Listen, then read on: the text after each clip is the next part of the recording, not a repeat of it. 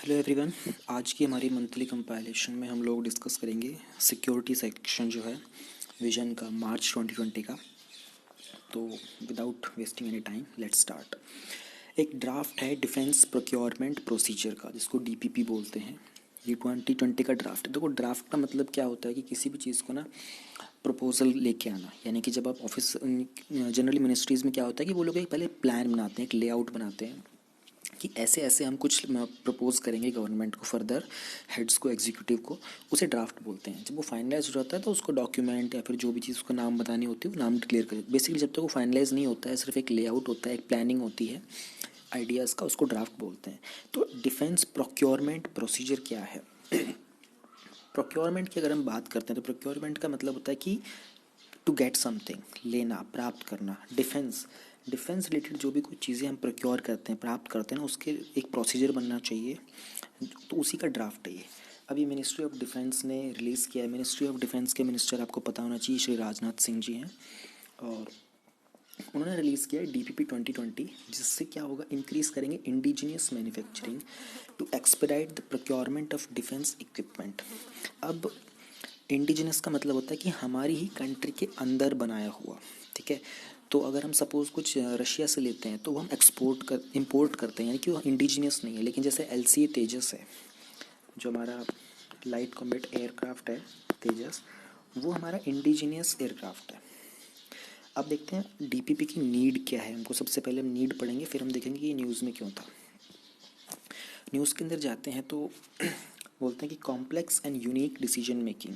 जो defence acquisition है उसके कुछ यूनिक फीचर्स हैं, जैसे कि सप्लायर का कॉन्स्ट्रेंट हो जाता है, टेक्नोलॉजिकल कॉम्प्लेक्सिटी आती है। कुछ टेक्नोलॉजी वो बनाते हैं, हमारे यहाँ की टेक्नोलॉजी के साथ मैच नहीं करती है।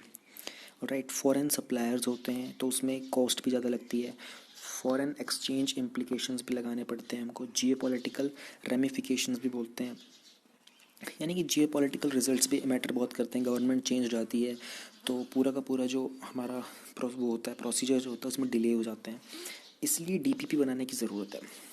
तो एक बैलेंस बनाया जाएगा जिसमें जो कंपीटिंग रिक्वायरमेंट्स होती हैं, जो कि such as expeditious procurement. Expeditious मतलब तेज, प्रोक्योरमेंट मतलब प्राप्त करना। जो हमारी कंपीटिंग रिक्वायरमेंट है, डिफेंस एक ऐसी चीज़ है जिसके अंदर अपडेट्स आते रहते हैं। किसी के पास टैंक नया आ गया, किसी के पास गन्स नए आ गए, किसी के पास फाइटर जेट्स नए आ गए।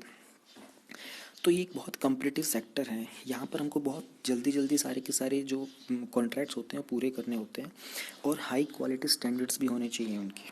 इसके इन सबको इस्टेब्लिश करने के लिए हमने डीपीपी के ऊपर काम करना स्टार्ट किया है। डीपीपी वैसे पहले भी कई बार आ चुका है। इसमें शिफ्ट करेंगे हम, जो फोकस है वो सेल्फ रिलायंस के ऊपर। यानी कि पहले मोस्टली हम लोगों ने क्या किया है कि हम लोगों ने एक्सपोर्ट बहुत किया है डिफेंस के जो इक्विपमेंट्स होते हैं। अब हमारा फोकस क्या होगा, हम खुद के ऊपर, यानी कि हम अपना डिज़ाइन बनाएं, अपने डेवलपमेंट हो, अपना मैन्युफैक्चरिंग सेक्टर बने हमारा। फिर हम बात करते हैं streamlining and simplifying the process. जो ये डिफेंस प्रोक्योरमेंट होता है ना, इसमें लॉन्ग जेस्टेशन पीरियड होते हैं। जेस्टेशन पीरियड मतलब जैसे कि हम लोग बात करते हैं रफ़ाल ऑर्डर्स की, तो रफ़ाल के जो ऑर्डर्स थे ना वो 2012 में फाइनल हो गए थे कि ठीक है भाई, हम लोगों को डसॉल्ट से ये जो फाइटर जेट से ही मंगवाने हैं। लेकिन देखो अभी 2020 आ गया है, यानी कि 8 साल का गैप आ गया है। अब 8 साल के गैप में हम लोगों ने नवंबर में हमको 3 फाइटर जेट्स मिले थे, और 14 के आसपास कुछ हमको मिलने थे 2020 में। लेकिन ये अब और डिले हो जाएगा। क्यों? बिकॉज ऑफ कोविड-19। तो ये जो जेस्टेशन पीरियड है, यानी कि कॉन्ट्रैक्ट फाइनल होने के बाद उसका पूरा का पूरा डेवलपमेंट, उसकी मैन्युफैक्चरिंग, उसकी टेस्टिंग, उसकी डिलीवरी, ये बहुत लंबा होता है। और अगर ये इसको सिंप्लीफाई करना पड़ेगा, इसके लिए डिफेंस प्रोक्योरमेंट आएगा। डीपीपी फेवर करता है स्विफ्ट डिसीजन मेकिंग हो, सूटेबल टाइमलाइंस हो, ताकि एक एफिशिएंट और इफ़ेक्टिव इम्प्लीमेंटेशन हो सके सारे के सारे प्रोसीजर का। फिर करते हैं एड्रेसिंग द, ये ट्रायलेमा नहीं है, बेसिकली ये ट्रायलेमा है, TRILEMMA। ट्रायलेमा का मतलब होता है 3 चीज़ों के बीच एक डायलेमा जो होता है ना, कि कौन सी ली जाए।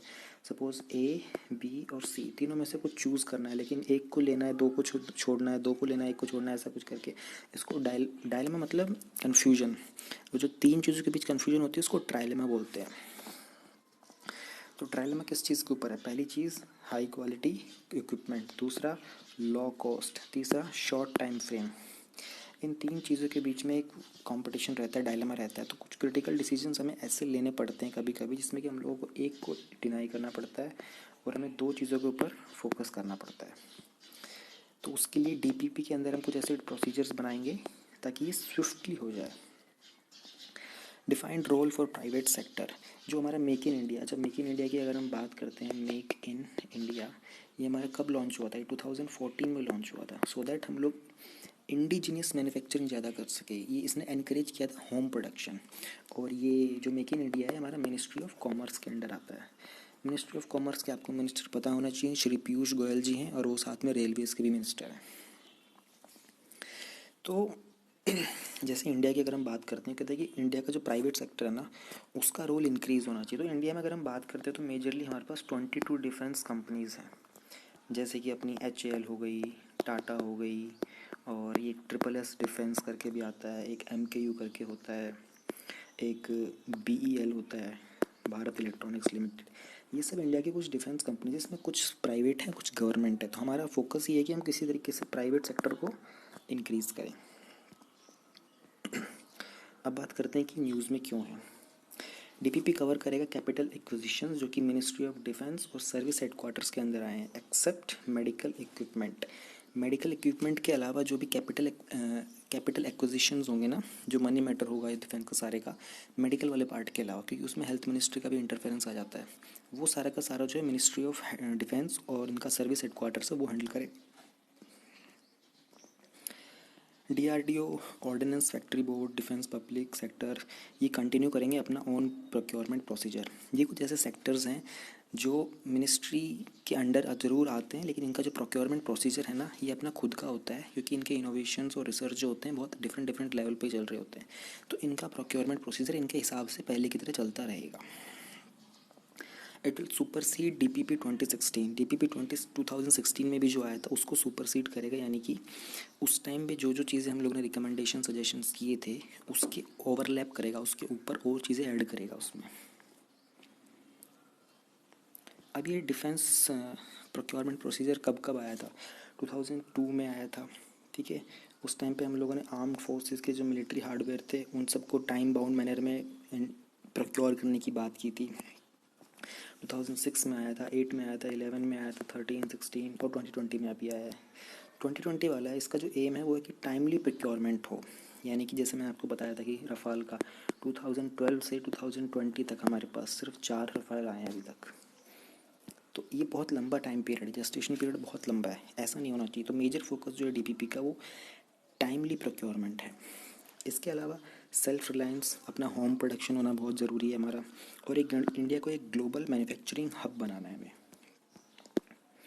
अब इसमें की चेंजेस क्या क्या किए इन्होंने कहा कि इंडिजिनस कंटेंट है ना, उसका रेशियो हाई किया। हाइक मतलब इंक्रीज़ करना इंडिजिनस कंटेंट का, यानी कि ऐसा अगर मान लो उन्होंने कहा है कि बहुत सारे स्टेजेस के ऊपर ना 10% सपोर्ट किया जाए मेक इन इंडिया इनिशिएटिव के अंदर, यानी कि आप कोई भी प्रोजेक्ट ले रहे हो उसके अंदर ये ध्यान रखा जाए कि हम लोग एटलीस्ट 10% जो है वो मेक इन इंडिया के थ्रू करवाएं। तो उससे क्या होगा कि इंडिजिनस कंटेंट हाइक होगा, इंक्रीज़ होगा। फिर न्यू कैटेगरी इन्होंने ऐड की है बाय ग्लोबल मैन्युफैक्चरिंग इंडिया। उसमें इन्होंने इंट्रोड्यूस किया है कि मिनिमम 50% जो है वो इंडिजिनस कंटेंट होना चाहिए टोटल कॉन्ट्रैक्ट वैल्यू का। Only the minimum necessary will be bought from abroad, जितना रिक्वायर्ड है सिर्फ उतना कम से कम बाहर से लेंगे, बाकी सब कुछ इंडिया के अंदर करेंगे। इससे क्या होगा, प्रेफरेंस मिलेगी बाय ग्लोबल कैटेगरी को, जो कि इंडिया के अंदर जॉब्स ज़्यादा क्रिएट करेगा। नेक्स्ट है leasing introduced as a new category. अब पहले लीजिंग नहीं हुआ करता, अगर हम लीज़ की बात करें तो किराए पे देना। जैसे गवर्नमेंट है बहुत सारी बिल्डिंग्स लीज़ पे देती है प्राइवेट सेक्टर को, तो लीज़ पे देने का मतलब किराए पे देना। इन्होंने कहा कि नई चीज़ करते हैं, किराए पे दे देते हैं ये डिफेंस इक्विपमेंट्स। देखो अब किराए पे देंगे तो होगा क्या, ऐसे केस में होता क्या है कि सपोज़ करते हैं कि कोई एक टैंक है, वो फॉर एग्ज़ाम्पल वो एक 10 करोड़ का आता है, एग्जांपल ले रहे हैं, मुझे एग्जैक्ट अमाउंट नहीं पता है, क्योंकि गवर्नमेंट ऐसे डिफेंस इक्विपमेंट्स की ना एग्जैक्ट अमाउंट रिवील नहीं करती है।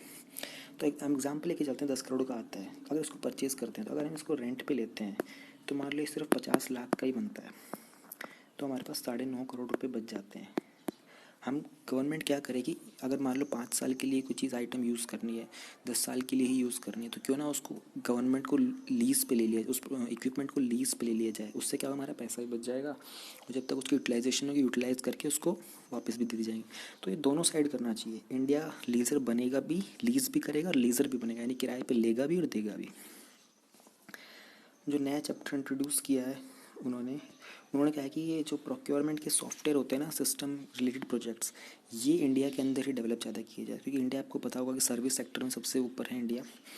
तो उन्होंने कहा कि जो पोस्ट कॉन्ट्रैक्ट मैनेजमेंट है वो फैसिलिटेट करे, गाइडलाइंस बनाए और कॉन्ट्रैक्ट पीरियड के लिए जो कि ज़्यादा दिनों तक चलती रहे। एक कॉम्प्रिहेंसिव चैप्टर इंट्रोड्यूस किया है make to cover the procurement from manufacturers in India including startups, innovators and from research projects of DRDO।